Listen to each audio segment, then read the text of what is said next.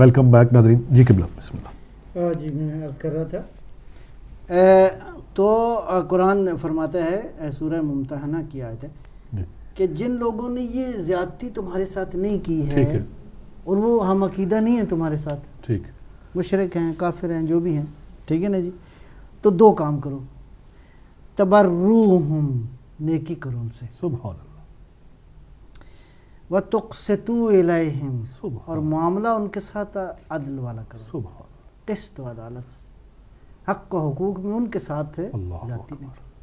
اور مجھے بات یاد آ گئی, بہرحال تازگی ایمان کے لیے بھی اور جی بسم اللہ, درس کے طور پہ بھی تکرار جتنا بھی ہو ان چیزوں کا کم ہے.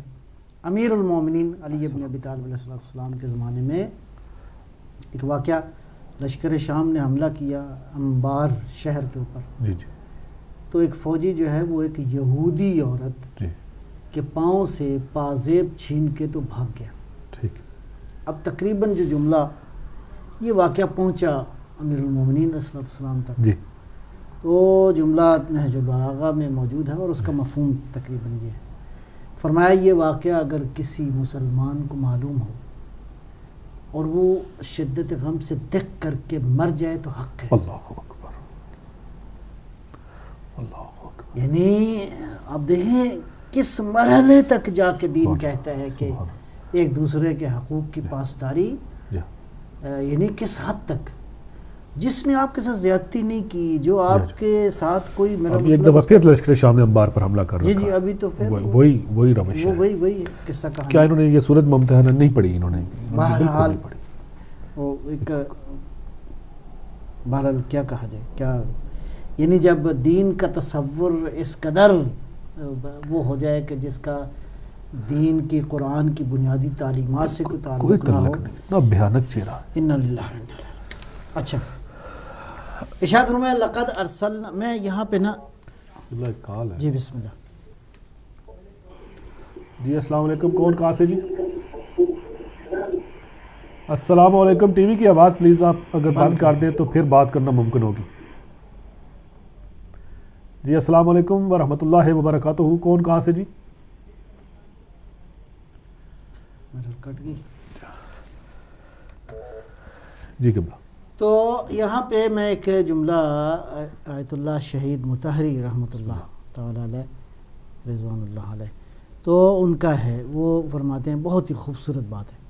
فرمایا در قرآن اس توحید گرفتے تا معاد, قرآن کریم میں توحید سے لے کر معاد تک اور نبوت سے لے کر امامت تک, وہاں سے رہبری تک اور تمام تر انفرادی اور اجتماعی جتنے بھی اہداف ہیں, اب دیکھیں توحید سے لے کر, فرمایا سب کا سب نظام جو ہے وہ عدل پر استوار, ہر ایک کا محور جو ہے وہ عدل ہے.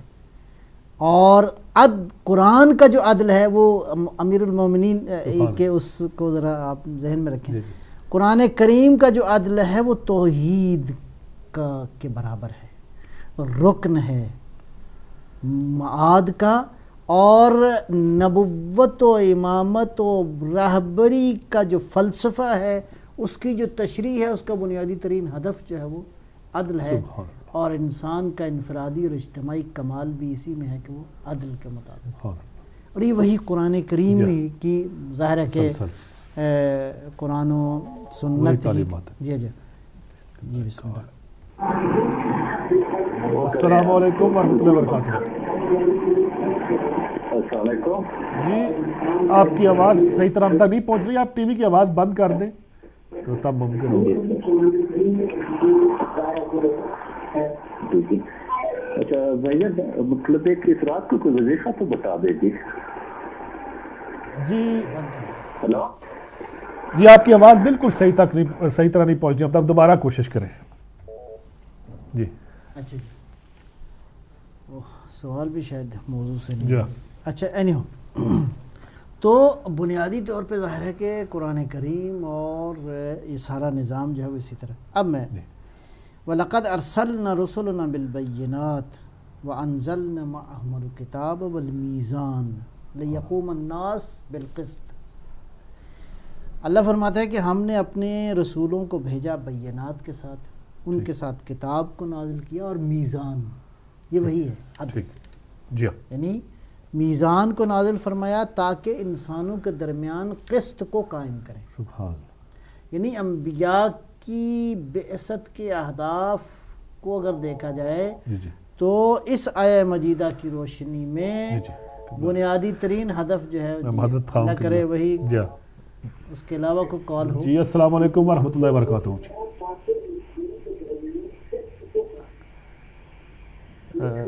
محترم آپ لائیو میں بات کرنا چاہیں گے تو السلام علیکم ورحمۃ اللہ وبرکاتہ. السلام علیکم جی. وعلیکم السلام ورحمۃ اللہ. جی اچھا، اس رات کا کوئی وظیفہ تو بتا دیں جی. قبلہ یہ اس سے متعلقہ پروگرام نہیں ہے، انشاءاللہ آپ ہدایت ٹی وی دیکھتے رہیں. اگر کوئی ایسا پروگرام ہوا تو آپ کے سوال کا جواب ضرور دیا جائے گا. یہ ظہور حجت پروگرام ہے اور امام زمانہ علیہ السلام کی شخصیت اور اس حوالے سے اس پہ گفتگو کی جاتی ہے. میں معذرت خواہ ہوں، کوئی متعلقہ پروگرام ہو تو آپ سے ضرور تعاون کریں گے. بہت شکریہ، اللہ حافظ. جی قبلہ. جی تو لیقوم الناس بالقسط، ٹھیک، تاکہ انسانوں کے درمیان قسط جو ہے وہ قائم ہو جائے. جی اچھا جی، اسی طرح قرآن کریم نے جو مختلف چیزیں بحث فرمائی ہیں، مثلا ایک جگہ پہ ارشاد فرمایا وَإِذَا قُلْتُمْ، جب کلام کرو، ٹھیک، جب کچھ کہو، فَعَدِلُوا، سبحان اللہ، عدالت کا خیال رکھو. سبحان اللہ، یعنی حتیٰ تمہاری گفتگو میں بھی اللہ اکبر، اللہ اکبر کہیں تجاوز نہ ہو. اصل کل دین کا پروگرام یہی ہے. ٹھیک، ٹھیک ہے جی. وَلَوْ كَانَ ذَا قُرْبَى، یہ نہ ہو کہ رشتہ داروں کی وجہ سے تمہاری زبان لڑکھڑا جائے. عدالت کا خیال رکھو. وَلَوْ كَانَ ذَا قُرْبَى. اچھا، پھر ایک جگہ سورہ بقرہ میں ارشاد فرمایا وَلْيَكْتُبْ بَيْنَكُمْ كَاتِبٌ بِالْعَدْلِ، جب معاہدے کرو، کانٹریکٹ سائن کرو، جب عہد و پیمان کرو، تو نمبر تو ایک تو یہ ہے کہ لکھ لو، ٹھیک، ٹھیک ہے جی، اور دوسرا یہ ہے کہ عدالت کا خیال رکھو. سبحان اللہ، کاتب بالعدل، یہ نہ ہو کہ عدالت کا خیال نہ رکھو، جی. ادھر کی زمین ادھر، ادھر کی صحیح زمین بات. ادھر کے معاملات نہیں، ایسا نہیں. عدالت یعنی آپ دیکھیں کہ کوئی سوسائٹی کا، انسانی زندگی کا پہلو ایسا نہیں ہے کہ جس کی طرف قرآن کریم نے توجہ نہ اور سنت نے توجہ ہدایت نہ کی ہو. ہدایت نہ فرمائی. اچھا، بس ایک دو آیتیں اور.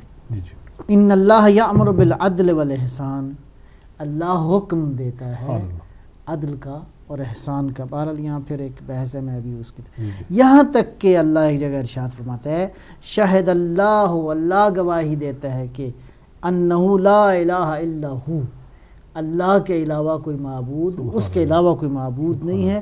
والملائکہ، اور ملائکہ گواہی دیتے ہیں، اور اولو العلم، صاحبان علم بھی گواہی دیتے ہیں. اللہ کی کون سی صفت؟ قائماً بالقسط. سبحان اللہ اللہ، اللہ وہ گواہی دیتا اللہ ہے، جو اس کی خود فرشتے پروردگار اور گواہی بھی دینے والا خود اللہ، ہے. فرشتے ہیں. فرشتے ہیں، صاحبان علم ہیں. سبحان اور اللہ. کس بات کی گواہی اور کس طرح فرمایا کہ وہ اللہ جس کی وحدانیت کی گواہی دی جا رہی ہے قائماً بالقسط. سبحان اللہ. اس کائنات میں اس کا وصف بھی یہی ہے. سبحان اللہ، اس کائنات کے اندر قائماً بالقسط ہے اللہ کی ذات، سبحان اللہ. اور اسی کا ظہور ہوگا، اسی دین کا کہ جو قائماً بالقسط کا مظہر انسان جو ہے وہ دیکھے گا. جی ہاں، انشاءاللہ. سبحان اللہ. اچھا، وہ کیا سورہ جن کی ایک دو آیتیں ہیں. بسم اللہ. وہ کہتے ہیں جنات جو ہے وہ ایمان لے کر آئے اور کیا ان پہ تاثیر ہوئی. ان سمعنا قرآنا عجبا، ہم نے عجیب قرآن سنا ہے. یہ قرآن کیا کرتا ہے؟ یہدی الی الرشد، سبحان اللہ، یہ جو ہے نیکی کی رشد یعنی وہی کہہ سکتے ہیں آپ اچھائی کی طرف، نیکی کی طرف. ایک اور جو ہے یہاں پہ میں آیت فی الحال پڑھوں گا اور اس کے بعد پھر انشاءاللہ بحث آگے چلے گی. وَتَمَّتْ کَلِمَتُ رَبِّكَ صِدْقًا وَعَدْلًا، اللہ کے کلمات کی تکمیل دو چیزیں ہیں، صدقاً وعدلا. سبحان اللہ، اب اس کا کیا یعنی بہت واضح میسج ہے. بے شک. یعنی کلمات الہی کی تکمیل کلمے سے مراد آپ مختلف چیزیں لے سکتے ہیں. بطور کلی اصل نظام عالم، اصل دین کا قیام. تمت کلمت ربک، تیرے پروردگار کے کلمے کی تکمیل جو ہے وہ کس بنیاد پر ہے؟ صدقاً و عدلا، سچائی اور عدل پر ہے. اور فرمایا لا مبدل لکلمات ہی، اللہ کے کلمات میں کوئی تبدیلی کا. تو یہ بہرحال بس ایک اور میں آیت بھی آ گئی. والسماء رفعها ووضع الميزان، اللہ نے آسمانوں کو وسعتیں بخشی ہیں لیکن وضع المیزان، اللہ نے عدل قائم کر دیا ہے. اس لیے خود قرآن بھی کہتا ہے، فرماتا ہے اسی مفہوم کو کہ بالعدل قامت السماوات والارض، زمین و آسمان اگر قائم ہے تو اسی عدل کے ماتحت جو ہے وہ قائم ہے. لہٰذا قرآنی مفہوم جو ہے عدل کا، اور اسی طرح سنت میں جو مفہوم بیان کیا گیا ہے، انبیاء کی تمام تر جو محنتیں اور ہدف جو بیان کیے گئے ہیں وہ یہی عدل و عدالت کا قیام ہے. یعنی عدل تشریعی بھی، عدل تکوینی تو قائم ہے ہی، زمین پہ عدل تشریعی کا قیام جو ہے وہ دین کا بنیادی ہدف ہے، جو انشاءاللہ قائم ہوگا جب حضرت جو ہے وہ ظہور فرمائیں گے. جی السلام علیکم، کون کہاں سے؟ جی وعلیکم السلام ورحمۃ اللہ وبرکاتہ. بھائیان میں اجازت حسین کربلا کرم گلاسگو سے بسم اللہ جی. آپ کی خدمت محبوب اسلام قبلہ صاحب کی خدمت وعلیکم السلام. مولا آپ کو سلامت رکھے. جو محمد و آل محمد کا ذکر کرتے ہیں تو محمد و آل محمد کی تعلیم دنیا تک پہنچا رہے ہیں، اللہ تعالیٰ آپ کو اجر عظیم ثواب عطا فرمائے. صاحب کی خدمت میں آج میرے 2 سوال ہیں. پہلا سوال ہے بسم اللہ الرحمن الرحیم، آیت ہے قبلہ صاحب سورہ آل عمران کی 7 نمبر آیت، ارشاد خداوندی ہے بسم اللہ الرحمن الرحیم وما یعلم تاویلہ الا اللہ والراسخون فی العلم.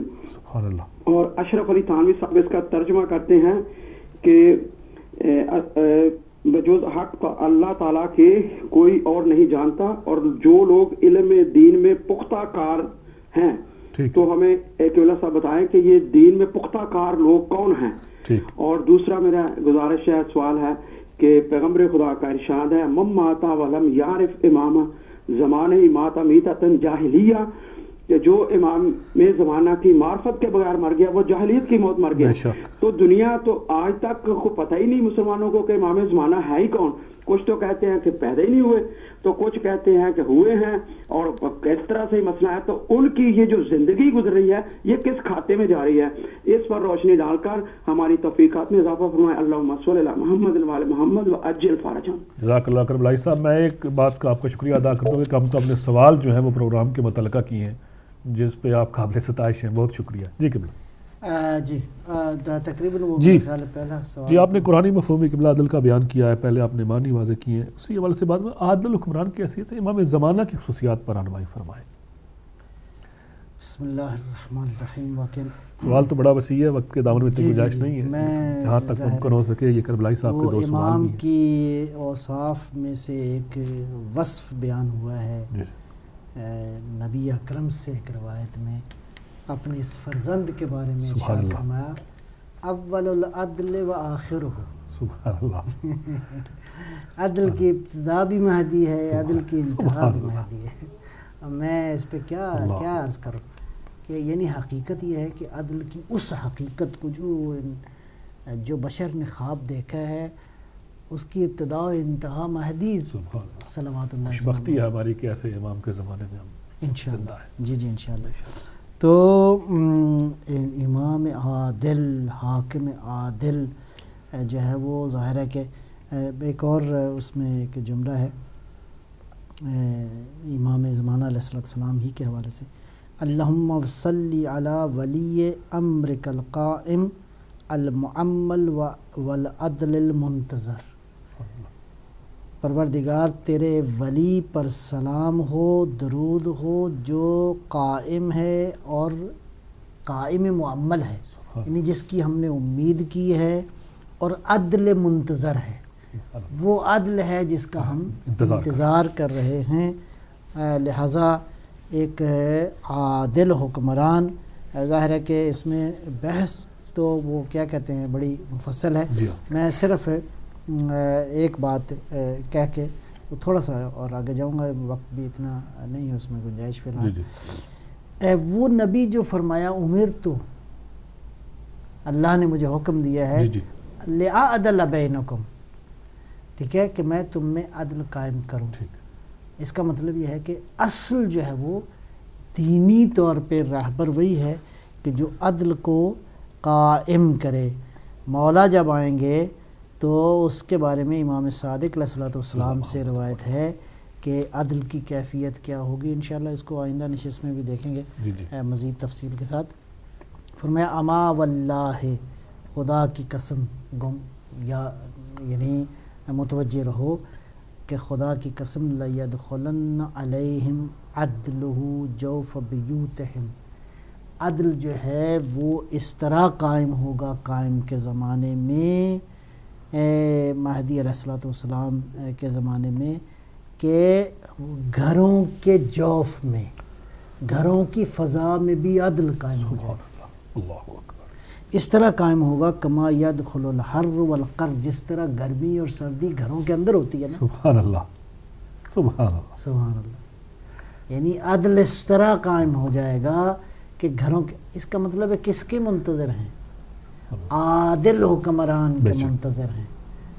عادل حکمران اسی وقت عدالت کے لیے آئے گا۔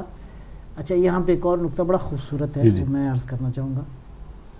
دیکھیں میں پہلے بھی شاید عرض کیا، عدل قائم ہونے کے لیے 3 ستون ضروری ہیں، عادل قیادت ہو، عادل نظام ہو، اور عادل سوسائٹی ہو۔ ٹھیک، جب تک سوسائٹی عدل کے لیے تیار نہیں ہوگی، پہلی 2 چیزیں موجود ہیں، جی ٹھیک ہے نا جی۔ عادلانہ نظام اس وقت قائم ہوگا جب لوگ تیار ہوں، ورنہ محراب میں قتل ہو جائے گا۔ جب انسان تیار ہوں عادل نظام کو اور عادل قیادت کو قبول کرنے کے لیے۔ لہٰذا یہ جو زمانہ ہے نا غیبت کا، اس غیبت کے زمانے میں ان افراد کی تیاری کی ضرورت ہے جو عدل کو قائم کریں گے، ٹھیک، یعنی اس لیڈنگ کیڈر کو۔ ٹھیک، یہ جو ہے نا اللہ نے وعدہ کیا ہے کہ وہ یعنی اگر نا قرآن کی آیت ان مکناہم فی الارض، اگر ہم ان لوگوں کو زمین پہ اقتدار دے دیں تو وہ کیا کریں گے؟ یعنی ان لوگوں کی ضرورت ہے جو سوسائٹی میں عدل جو ہے وہ قائم کریں اور خود سوسائٹی بھی عدل پہ آمادہ ہو۔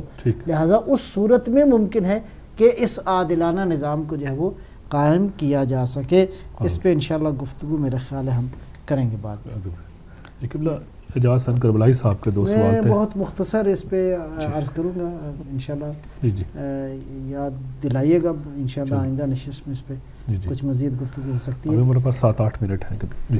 راسخون فی العلم، ٹھیک جی، بہرحال اس پہ مفسرین نے بہت ساری بحث کی ہے، میں ایک سادہ سا نقطہ بیان کروں گا۔ راسخون فی العلم وہ آدمی جو علم میں راسخ ہو، ٹھیک ہے جی۔ اچھا اب راسخ کے درجے ہیں، ٹھیک، مثال کے طور پہ جتنے بھی دنیا کے اندر علوم ہیں اس میں میتھ کا علم ہے، اس میں فزکس کا علم ہے، سائنسز ہیں، باقی علوم ہیں، جتنے بھی علوم ہیں، یہ ظاہر ہے کہ پہلی جماعت کے طالب علم کے لیے وہ علم کسی اور سطح کا ہے۔ ٹھیک، جیسے جیسے معاملہ بڑھتا جاتا ہے وہ اس کا علم کی، جی بسم اللہ میرا خیال ہے۔ جی السلام علیکم ورحمۃ اللہ وبرکاتہ، کون کہاں سے؟ وعلیکم السلام ورحمۃ اللہ۔ قبلہ ٹی وی کی آواز بند کر دیں پلیز۔ جی کر دی، جی بسم اللہ۔ میں آنے ہوں جی بات کریں آپ آنے۔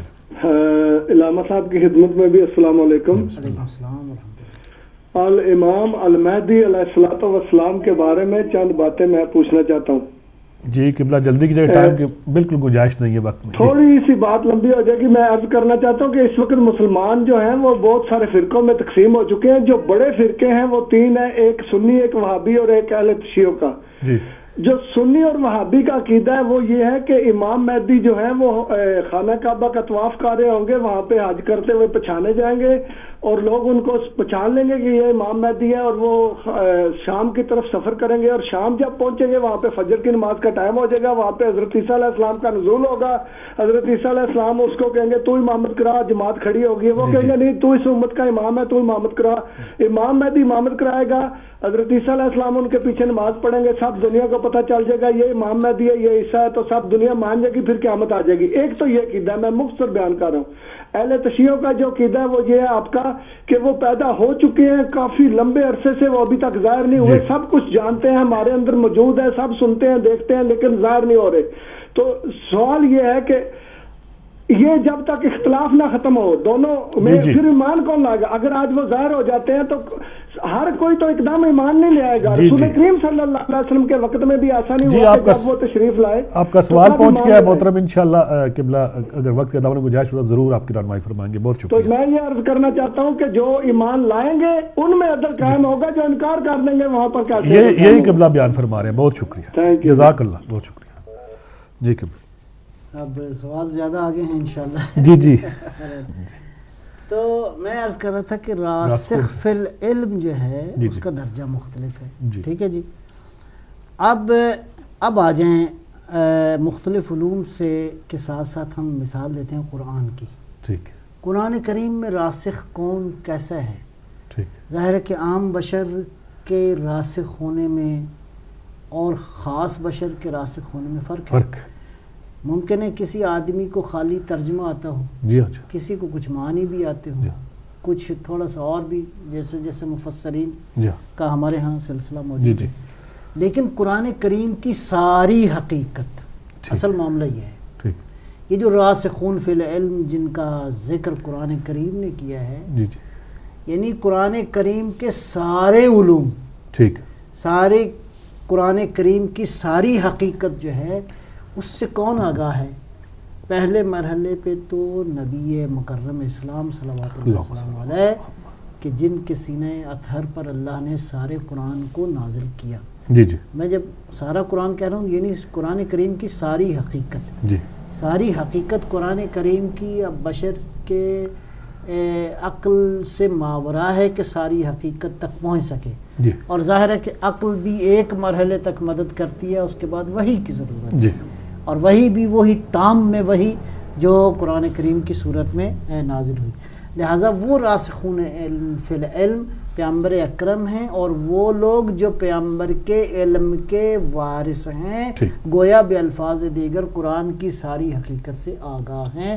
قرآن کریم نے ان راسخون کا ذکر کیا ہے، نہ وہ راسخ جو کہ جن کو دو چار باتیں پتہ ہیں، جنہوں نے عربی فاضل کر لی ہے وہ راسخ، جہاں جن کو چند آیتوں کا معنی پتہ ہے، یا مثلا خالی مفسرین بہرحال ان کو عام لوگوں کا ایک اپنا درجہ ہے، اس کا انکار نہیں، عام لوگوں کی نسبت ظاہر ہے وہ زیادہ جانتے ہیں، لیکن ظاہر ہے کہ مفسرین سے بالا تر وہ لوگ ہیں جن کے سینوں میں یہ قرآن کی ساری حقیقت جو ہے وہ موجود ہے۔ اگلا سوال امام زمانہ کی معرفت کے حوالے سے کیا تھا کہ جو معرفت کے بغیر مر گیا وہ جاہلیت کی موت مرا۔ بہرحال یہ اس روایت سے تو کوئی شک و شبہ نہیں ہے، اور تواتر کے ساتھ یہ موجود ہے۔ عالم اسلام کے محدثین نے لکھا ہے کہ امام زمانہ کی معرفت کے بغیر جو مر گیا وہ جہالت کی موت مرا۔ تو اس امام زمانہ سے کیا مراد ہے؟ ٹھیک ہے جی، ظاہر ہے کہ جو یعنی جہالت کی موت وہ مرتا ہے جو حالت کفر میں ہو۔ ٹھیک ہے، لیکن جہالت اور جاہلیت ایک ہی مفہوم میں آتا ہے، آپ کہہ سکتے ہیں، مطلب وہ اس کو یعنی اصل معاملہ وہی جہالت ہی ہے۔ ٹھیک ہے، تو میں یہ عرض کر رہا ہوں کہ یہ جو فرمایا کہ جو امام زمانہ کی معرفت حاصل نہ کرے وہ جہالت کی موت مرا، گویا بے الفاظ دیگر وہ کفر کی موت مرا، اور کفر کا جو نقیض ہے، جو ضد ہے، وہ اسلام ہی ہے۔ یعنی اسلام کے اندر آیا زمانے کے امام کی معرفت کا درجہ اتنا ہے کہ انسان اس کی معرفت کے بغیر گویا کفر کی معرفت مرا ہے۔ در حقیقت یہ معاملہ ایسا ہی ہے کہ گویا جس نے وہ ہادی جو من جانب اللہ ہے، وہ جو اللہ کی ہدایت کو لے کر آیا ہے، اس کی معرفت کے بغیر ایسے ہی ہے جیسے انسان نے دین کی حقیقت کو درک نہیں کیا. نبی مکرم اسلام صلوات اللہ وسلم علیہ کی معرفت کے بغیر اگر کوئی دین حاصل کرنا چاہے تو یہ ممکن نہیں ہے. پیغمبر کو واسطہ قرار دیے بغیر اللہ نے جو اپنی دین اور ساری اس کو بھیجا ہے وہ ظاہر ہے کہ پیغمبر کو واسطہ قرار دیا ہے. اور اس کے بعد بالدلائل جو ہم جس بات کے قائل ہیں وہ یہی ہے کہ یہ امام وہ امام ہے جس کو اللہ نے منسوب فرمایا ہے اور وہ درجہ عصمت پہ فائز ہے. اس کی معرفت نہ یہ کہ ہر امام نہیں، وہ امام کے جس کے ذمے ہے، اور نمبر ایک تو اللہ نے اس کو وہ علم عطا کیا ہے سارے کا سارا، اور اس کے بعد اس کے ذمے ہے کہ وہ خدا کے دین کی نشر و اشاعت اور اس کے قیام کے لیے جو ہے وہ جد و جہد کرے. یہ اس امام کی معرفت کے بغیر جو ہے وہ نہ یہ کہ انسان اس کا ترجمہ اگر عام امام کا کرے، اور جیسے کہ بہرحال ایک بحث ہے بہرحال وہ قبلہ 1 منٹ ہے ہمارے پاس. وہ جو آخری وہ کہہ رہے تھے کہ کیسے ممکن ایمان لگا، آپ بیان فرما رہے تھے کہ پہلے معاشرہ جو ہے وہ آمادہ ہوگا تو پھر ہی نظام قائم ہوگا. امام کے حوالے سے دیکھیں، ہم یہ نہیں کہتے کہ سارے ایمان لائیں نہ لائیں، ہم اپنا موقف بیان کر رہے ہیں قرآن و سنت کی روشنی میں. بہت سارے لوگ خدا کو نہیں مانتے، بہت سارے لوگ اسلام کو نہیں مانتے، بہت سارے لوگ امام مہدی کو نہیں مانتے، تو وہ ان سے ہمارا کوئی وہ بحث اس انداز سے نہیں ہے. ہم اپنا موقف قرآن و سنت کی روشنی میں بیان کر رہے ہیں کہ یہ ایمان کا حصہ کس حد تک ہے، اس لیے کہ بغیر الہی راہبر کے دین کا نفاذ ممکن نہیں ہے. اس الہی راہبر کی شناخت ضروری ہے، اتنی ہی ضروری ہے جتنی اسلام کی معرفت ضروری ہے. سبحان اللہ، جزاک اللہ. ناظرین، پروگرام کا وقت ختم ہوا چاہتا ہے. آخر میں یہی کہوں گا جو قبلہ نے اپنے بیان میں فرمایا کہ قرآن ریاض العدل ہے. انشاءاللہ نیکسٹ تھرسڈے شام 7 بجے آپ سے ملاقات رہے گی. دعا میں یاد رکھیے گا. وعلیکم السلام ورحمۃ اللہ وبرکاتہ.